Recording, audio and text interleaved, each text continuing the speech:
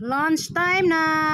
Ginisang munggo with dilis or bulinaw. Good day! Magluto tayo ng munggo na may dilis or bulinaw na buwad. Ayan mga lalabs.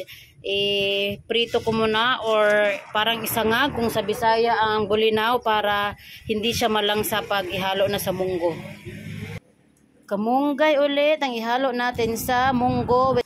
Ito yung ating lamas para sa ating munggo, gisadong munggo with dilis. Ayan. Ayan yung lamas natin mga lalabs. Ginisa na natin. Ayan, dagdag lasa ang ating kahoy. Alright. Isang kamatis, luya, sibuyas, bawang at kaguko. Ayan yung munggo natin. May kamatis. Diora ang atong munggo. Luto na. Let's eat. Kainan na mga lalabs. Munggo with malunggay.